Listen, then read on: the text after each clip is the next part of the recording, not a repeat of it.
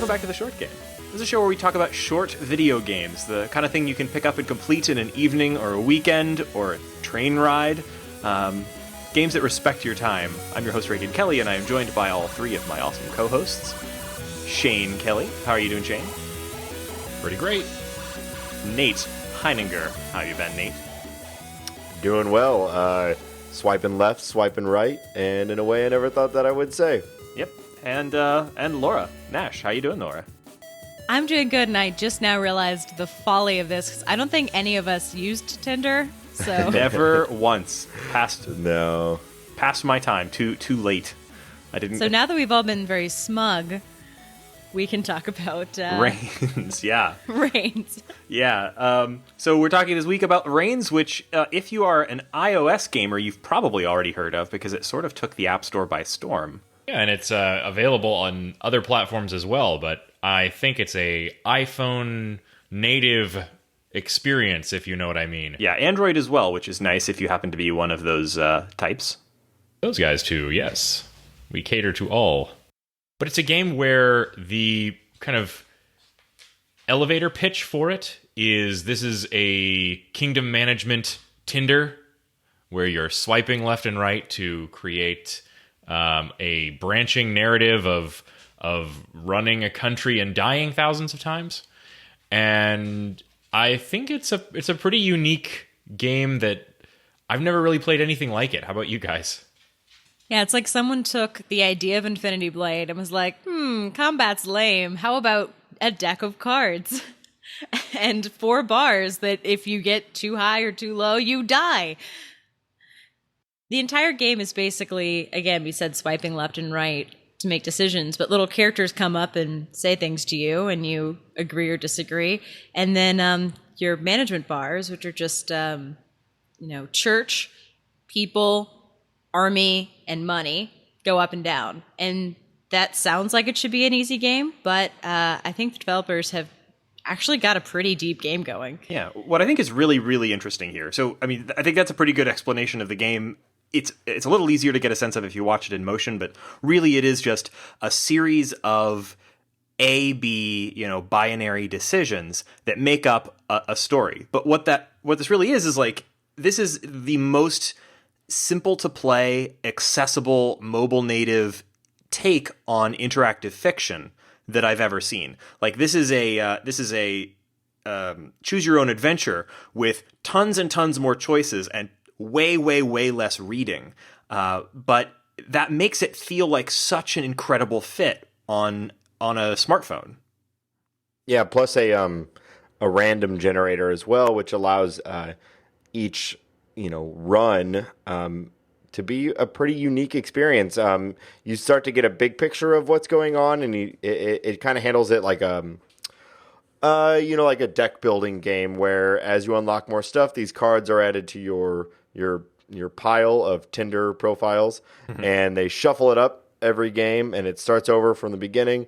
You assuming the reign now of this kingdom, and I really appreciate that you recognize scenarios, but sometimes they'll be back to back with other scenarios you might not have seen before, which makes your decision different than the one that you made before. There's never like I know that this is the best decision for this particular card, because it might be altered by a decision you made just before. Yeah, Nate, you're kind of getting onto what makes this game a good piece of interactive fiction, or at least a good piece of IF, in my opinion.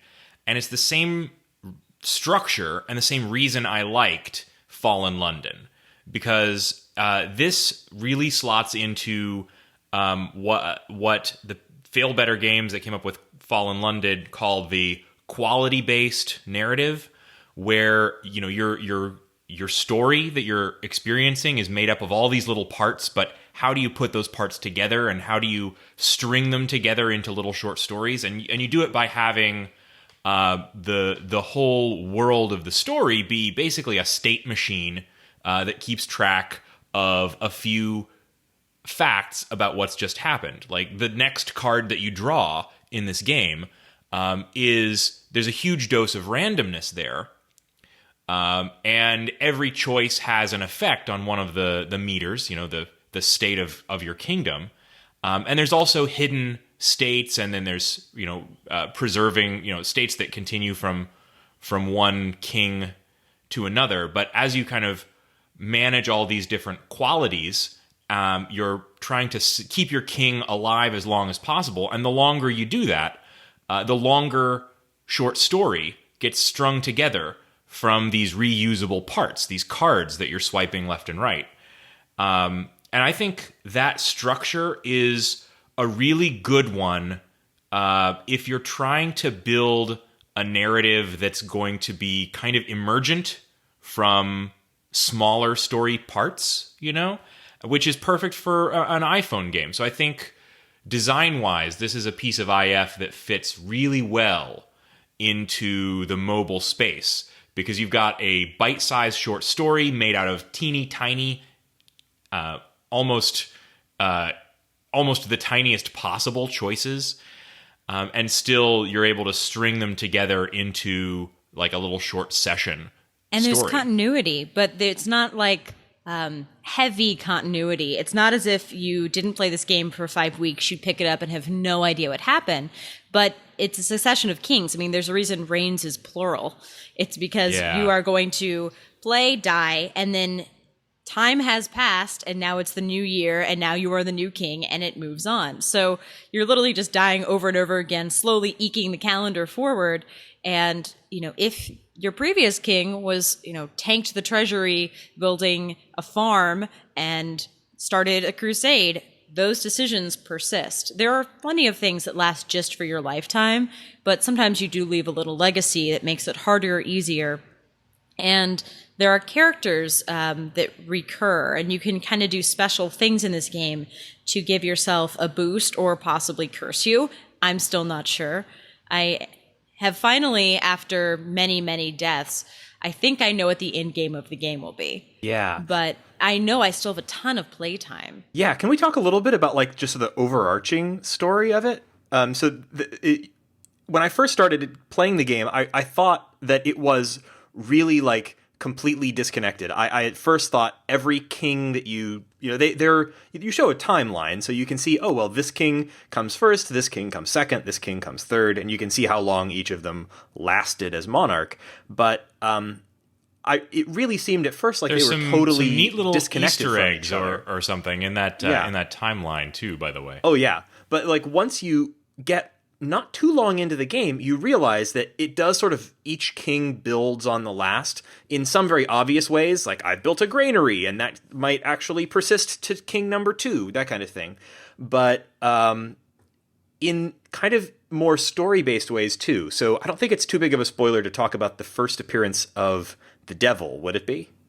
That happens at year 666. I wouldn't say how the devil emerges, but yes, let's discuss the Yeah. devil, because the devil is important to this game. Very, All of very the achievements, important. by the way, give you 66 Game Center points, which is That's just great. the kind of level of detail that I love. Yeah, so this part of the story is what really has me continuing to play it. Like I thought, oh cool, okay, I'll play a king, and then I'll play another king, and eventually all these kings are going to run together, and it's. But no, it feels like this game is building to something. There's an end state here. I haven't reached it yet, but having read some reviews and knowing a little bit about it, this game has. You can finish and beat and even kind of win this game, and it seems like. I'm not near it, cursed. but I have had some prophecies that have told me the date of the end of the game. Oh. Which I think Yes. is interesting, because that starts to accelerate the feel of moving through the story. Things are coming to a head. Yeah, and it's cool because the story involves you as the player. I mean, it's essentially that you've been cursed by the devil to relive or be the king forever. And so each iteration of the king has a different name, and you can earn different titles, which is hilarious. But it's like the same soul. So you are living through your decisions, and you're being often brutally murdered or forced into exile, or think about any stereotypical king death that you've seen in movies and TV shows and whatnot. And many you could never have imagined. Yeah, exactly. And you face those deaths, and it's conceivably you every time. one thing I'll say about the deaths, I thought that was a really neat. That most of the times that you die, it's due to like mismanaging the different meters, and I thought it was really neat that whether the strength of one of the different parts of your kingdom goes all the way down or all the way up, either way kills you. And like the first time I died because I got too rich and I threw a feast and choked to death. That actually was the most definitely common laughed. way that I died in the Dude, game. I ended up seriously. choking to death at a party like 5 times. So Yes. I figured out how not to do that, which was, I thought, really interesting. Like, basically, there's a lot of little traps in the narrative. Like, if you go on a crusade or open up the Silk Road or something like that, there's certain things that will affect your meter every second and really push the game in terms of your timing. And the one that really got me, like Silk Road, I think, depending on the choices you make when setting up that condition, which can be really good because it gives you unlimited money, the choices you make either wind up with filling up 10% of your gold or your money every second, or 20%. And if you do 20%, you're doomed. Like, You you're gonna cannot choke. survive in that You're gonna choke. So Choke on your gold, yeah. king. Which I really appreciated. There's several different iterations of, or different events that can cause just about every single meter to have a rapid by the second increase or decrease. And oftentimes, like, the crusade makes your money go up and your people down. So now you're managing both of them, and through the majority of the game, you have the time to kind of consider your actions. Am I saying yes? Am I saying no? Am I agreeing to this? Whatever. But when that's going, you kind of have to read, and you have to swipe left or swipe right on a timeline that is incredibly important. And I really like their the sense of urgency they add to it. It was something that that I did not expect, and also I died at least once because I play this game at work a lot, and the way my job goes is that, like, I'm not doing anything until I'm doing something, and so I'll be playing the game, and then I have to do something, and so I would set the game down and pick it back up when I'm done, and if I forgot that I had like a crusade going or whatever, I'd look down like, I choked to death because On all this cash. too much money. Yeah. Oh, the most frustrating one is I finally, there's some long running storylines, and one that I had gone through multiple stages of like special events to get through. And I was talking to someone and they were revealing extremely important information, but it was happening every time I swiped. It was a year, and I had a second counter, and halfway through the like 10 card series of in-game prophetic important information, the counter hit and I choked to death. I'd been wandering outside in the dark for a long time, and I couldn't do anything about it. But it went from almost completely dead to full and interrupted her, and I was so angry. Yeah. It took years and kings and kings and kings to get back to that state. Something that I think is a really great design that we didn't really exactly talk about was the way that all of the cards, they gave you an A-B choice, and they show you what conditions, what state the card is going to affect. So you can tell if I swipe left, this is going to affect. Let's say that somebody comes to you and says, "Well, the river is festering, and we need to flood it or build a dam," or one of these sorts of options. And I can tell that if I swipe towards yes, then it's going to affect my people's happiness and my gold. And I can tell if I swipe to the right, it's going to also affect maybe the people's happiness and the military or something like that. I can see which things it's going to affect, but you can't tell exactly how. You can tell it's going to affect them, and you can get a general sense of whether it's going to be a large effect or a small effect based on the size of the icons. But that's it. And Sometimes it's just a question mark, which, damn you. yeah, sometimes it's more mysterious than that. Also, sometimes there are many cards that have predictable outcomes. So I've seen this situation before. I know that if I say yes, it will hurt my money. If I say no, it will hurt my people. Understood. But some cards aren't that way. Some are, or at least maybe I'm wrong, but it seems like some of them are more random in their effects. I think you're right. It's hard to say. Maybe it's just that I can't remember in my head all of the effects of all of these possible cards. And it depends who's at court. Yeah.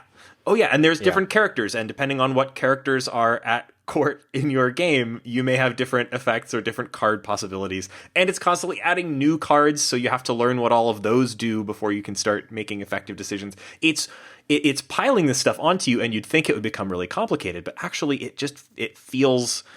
Always yes or it's always left or right. Like everything is boiled down to one decision. Now sometimes it's a tree, but still in that moment you have one decision, and it simplifies everything. Another thing I ran into too with the like randomness of the cards too is two things. Sometimes a military card I can never tell if it's going to hurt or help my military. They're like, let's go to war, and I'm like, sweet, my military will love this, and I do it, and then the military goes down. And it's like, oh, I guess they didn't do very well in the war. Or sometimes it'll go up.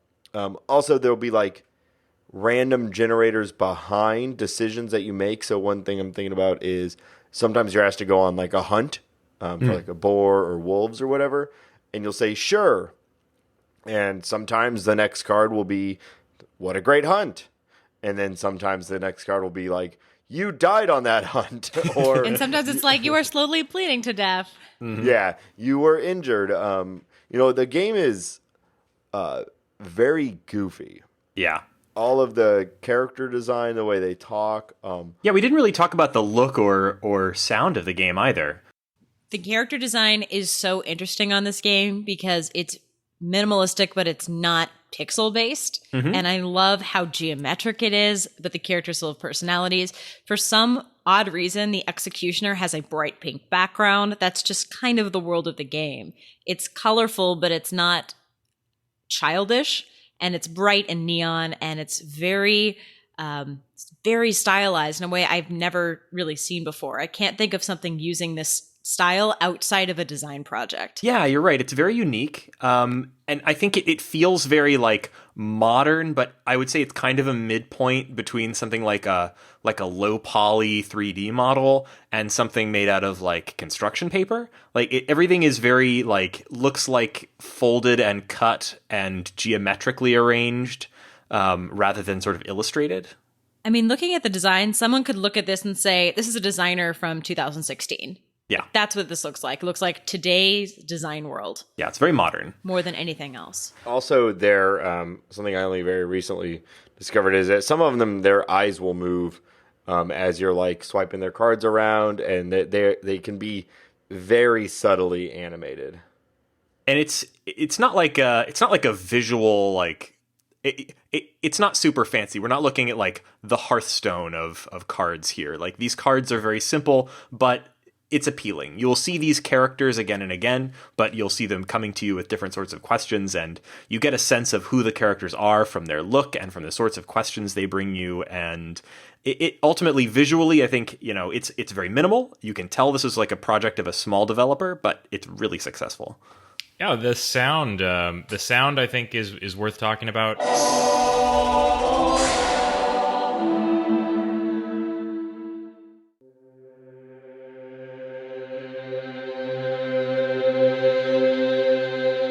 Two parts. First off, it's Disaster Piece one more time. Yes. I'm still loving anything. I don't think he's fully responsible for the sound here because there's a second credit. Yeah, it's music by Mego and Disaster Piece. Yeah. Okay, so there's a collaboration there or something like that, maybe set up by Devolver. And if you're not familiar, Disaster Piece is, so hot right now and is responsible for the music behind tons of interesting games. Also, the music of the film It Follows, which is so damn good. He did the soundtrack to Hyper Light Drifter. He did... What else has he done that I'm not thinking of? He did the soundtrack to Fez. Yep. Oh, I was listening to the Fez soundtrack today, actually, which is very different than a lot of this other stuff. Fez is kind of a joyful soundtrack, so I did not know that. Yeah.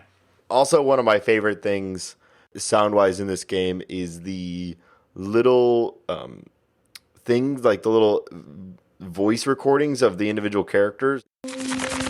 kestimə nuom to mutum. Yes. What they say, what it reminds me of. The So every Wawa time, track. what's that? I said it's a Wawa track, like Charlie Brown. Yeah, it's like that. Every time the character comes up, they'll like say something, but you can't understand it. It's like Charlie Brown. But what it reminds me of is if you guys have played any number of RTSs, all the Warcraft games, particularly. Yeah, it reminded me the of Civilization. Yeah, Age or of Star Fox as well does this, and to great effect. It's very cute. It's and like one of them, the priest guy almost sounds like he's doing something close to like the Wololo from Age of Empires that the internet loves.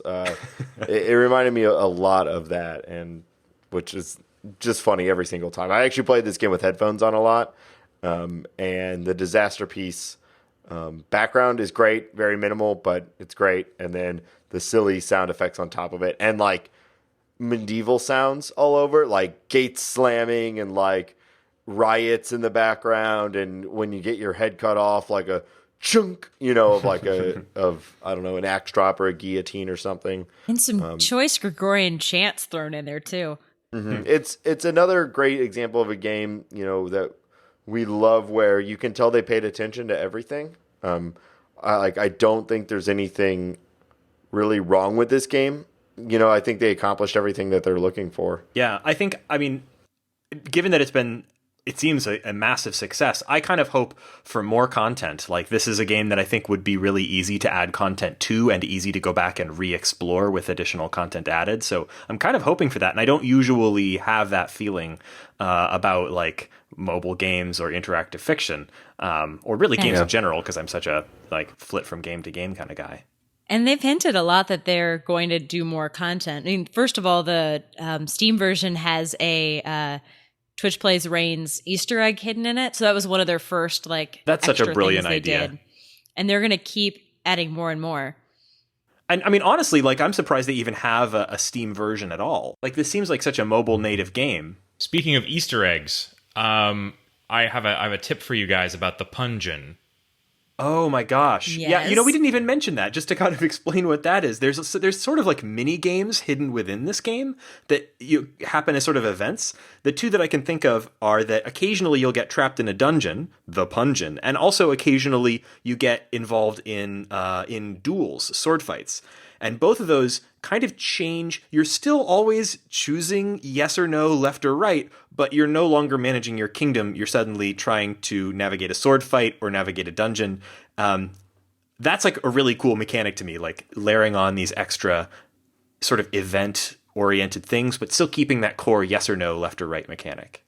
Yeah, don't go in the dungeon if you have a crusade or any counters going. Don't go in the dungeon. Or just a good kingdom setup right now, because I know it's possible, but thus far the Pungeon has only equaled death for my kings. I escaped the Pungeon one time, but I'd like to hear Shane's tip. My tip is about what you can get in the Pungeon, so first off, at a certain point, one of the characters is going to give you a string of numbers, and that string of numbers are dates, right? And if you look at those dates on your timeline, those dates have the alchemical symbols on them. Yes. And it's in a certain order. And the order of those alchemical symbols is the series of doors you should go through in the Pungeon to unlock a unique item. Yes. Whoa. Okay. Mind blown. Because I've escaped the Pungeon one time, but I barely just dragged myself back to my throne in order to get immediately killed. Like, nothing good happened apart from maybe extending the life of my monarch for an extra couple of years. Mm-hmm. So now I know what to do. You've given me this and I want to pick up the game because now I know what to do next. Yes. Yeah, I'm pretty sure that there's a lot of little hard to reach corners of the narrative in this game like that. So there's that's a thing where you're definitely rewarded if you kind of scope that out. I don't want to spoil anything, but that's really cool. I've taken a look along the timeline. There's a lot of interesting things there, and I've been curious if looking ahead tells you what you might get. I mean, a couple times you've seen like a there's a farmhouse and then a guy getting his head cut off, and you get an opportunity to build a farmhouse. So there's a couple little hints like that along your timeline, but it's not necessarily one for one. They're usually a little coded. Yeah, and there's a lot of neat things where like the narrative starts off really simple, but then you do something and it unlocks a lot more complexity. Like the Jester is one example. The Jester starts off being like super annoying, and I basically just told him to go away every time I saw him.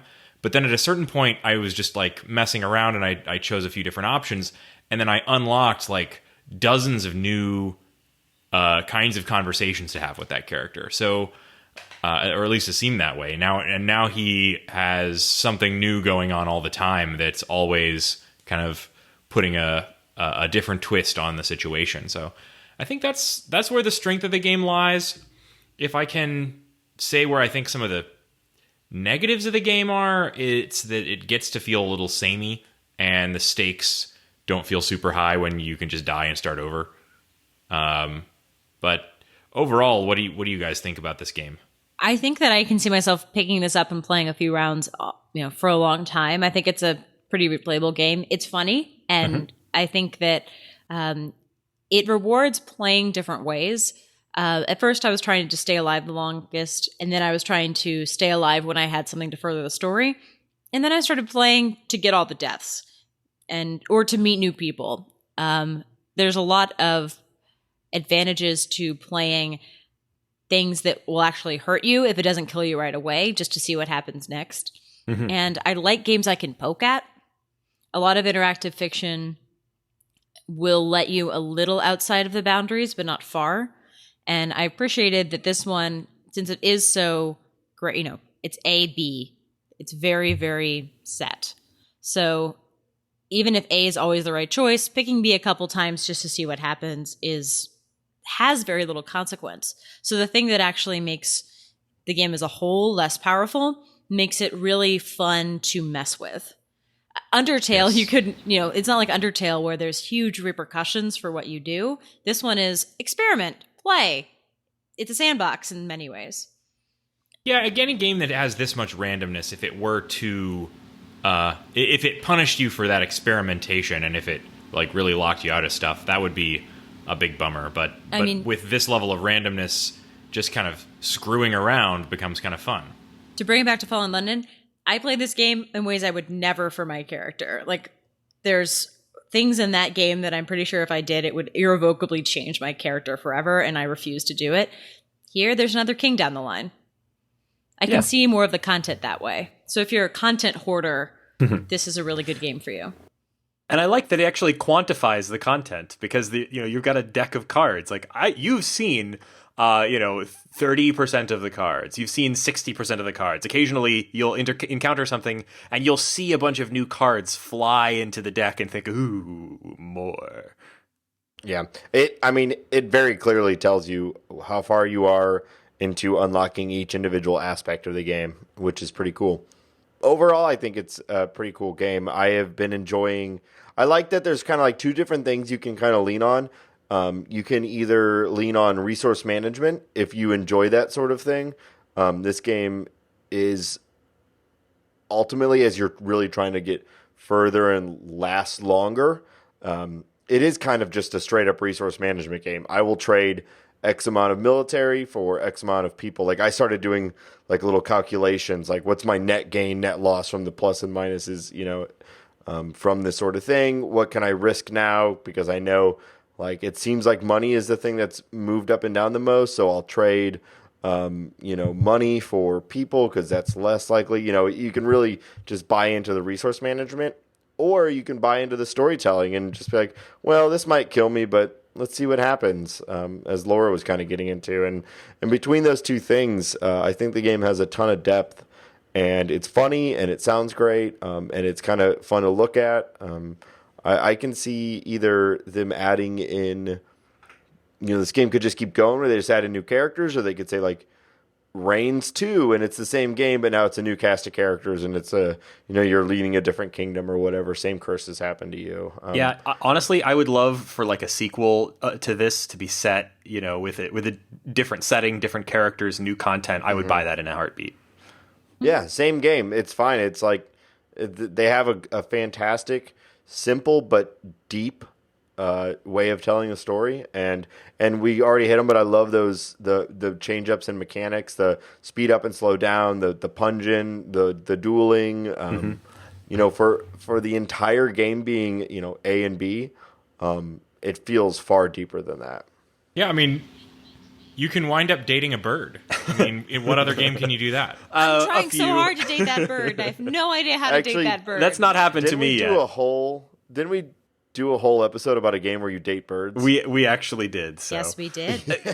I guess the thing that really strikes me about this is that this is a new game mechanic in a new. This is like, how often do you see this happen? How often do you see this happen at all? This is what's so great about interactive fiction as a genre, is that all it really means is text game, but there's so much experimentation under that umbrella, and this is a new concept. Like, I've never seen a game that worked like this before. And it's based on, it's based off of Twitter or Tinder. Yeah, which is genius. Like, Tinder is so undoubtedly a good interface for something that I had no interest in doing. Now I get to experience that. I feel like this is way better than Tinder. Depends on your area. I'd honestly, if people are that good at writing and people can have deep mechanics, I mean, I'm okay with people ripping off the mechanic because that's not the game, but it's a huge part of what makes the game easy. So if there was a huge, upswing in interactive fiction games with great writers that was just A/B swiping, I'd do it. Yeah. Well, I think we are seeing a big upswing in interactive fiction games in the mobile realm. I mean, I don't know if we brought it up yet, but 80 Days, a huge iPhone game that won a ton of awards, is another version of an interactive fiction game. Now this game is a big hit, at least from the App Store. So if anything, success breeds followers, and I think ideally it's a great thing. I hope to see more. You think they'll port it to the Apple Watch? Oh, you could. I don't know if you could fit all. I don't know if you could fit all the monitors. I think they'd have a real hard time. This game, surprisingly enough, just chews battery, and I think it's because it's got such a complex sort of state machine under the hood. Also, it's running on Unity, so even though it's two-dimensional, they've got they know more. There's a lot going on there. So this game just devours battery much more than you would expect. So I think it would between this and be... Pokemon Go, my battery is a constant 15%. Yeah, I have the giant phone, which has a little better battery, but I play this for an hour and I'm down 15-20%. It's a hard life out there, man. You got to get yourself one of those. I bought 3 years ago for $20 a lithium battery that I carry around. It charges my phone 8 times. I can play Pokemon Go or whatever all day. It's fantastic. Yeah, we have one of those too. It's fantastic. But it's also you feel like a real weirdo when you're using it, because if you're actually out and about using it, you've got a giant battery in your pocket or your bag with a wire going up to your phone. Yeah. And I feel like a robot. It's great. I got a cable running out of my back pocket out to my, my front pocket. People are you got to run it under your real pros run the wire under their clothes, so it's just like a wire coming out your sleeve. Reagan, maybe that's why you don't like doing it if you're doing it that way. Yeah. I like to do it because I like to have as many wires surrounding my body as possible. I want to have the headphone cord. I want to have the sync cable. And say goodbye to those. When I was in middle school, though, the really cool guy, I was into skateboarding and all that. So the really cool thing you could do is to weave your headphones into the hood of your hoodie, so that they were constantly in there. And then I'm pretty sure one of the skate companies got in on that, and they would sell hoodies with embedded headphones into the hood where the cable would come out the bottom. A guarantee of having crappy hoodie with crappy headphones. Oh yeah, absolutely. How do you wash it? I guess you don't. Well, I guess that was another thing. Yeah, those. Yeah. You're too interested in skateboarding to wash. Yeah, exactly. Don't worry about it. So Well, I think that about covers our feelings on the game. I guess so. What are we talking about for next week? We are talking about horse racing and solitaire in the game Pocket Card Jockey. I thought I would hate this game, and I really don't. And I'm really glad that, Laura, you kind of encouraged me to check it out, because like, I hate solitaire games. I just hate solitaire. And Pocket Card Jockey has turned out to be like a really addictive thing that I played a lot of recently. So kind of an odd double play for us to do 2 mobile games in a row, although this is a 3DS mobile game, but 2 portable games in a row. But hey, whatever. And Pocket Card Jockey, it's like $7 on the 3DS, so if you have one of those, check it out. You could buy this and Reigns for $10. Great deal.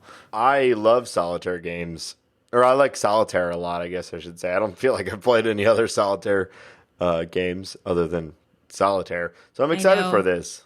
Well, I couldn't get you guys to all play Regency Solitaire, and so Sorry. But when We I will brought up someday. horse racing, everyone was on board. So Yes, indeed. It has a lot of both. It's a mix of both. So if you're interested in solitaire or horse racing, it's a good game to check out. And so that'll be our next episode. Sorry, go ahead. Is there a place I can go and bet real money on Pocket Card Jockey races? I think you'll have to start your own. I don't know how the game works. you could give me your money. That's how betting works. Just wondering. I'll bet you you can't win the Derby. I think we could have a session of that for the show. Just a little side bet. A what? I bet that I'll make a side bet that your horses are better than Reagan's horses. I will take that bet. I will take that bet. I guarantee you that will be true, but I am going to do my best to be the best. He'll probably jockey have there funnier ever was. names for his horses than mine, though. Oh yeah, that's a super great part of the game. So, listeners, let us know what your horse names are. And also, of course, you can leave us a review or contact us on our Beautiful website. Go to www.theshortgame.net, where you can find all of our contact options and a contact form and all of that. You can also go on iTunes and leave us a review there. We love those reviews. Please leave them for us. They really help out in some way or other that we assume is real. Of course, you can also find me on the internet at Reagan K on Twitter. Laura, where can people find you? You can find me on the internet on Twitter at Laura J. Nash. And Shane, where can people find you? Over on Twitter at 8BitShane. And Nate, where can people find you? You can find me on Twitter at NateSTL and on Tinder, running my kingdom. And thank you so much for joining us on this episode of The Short Game.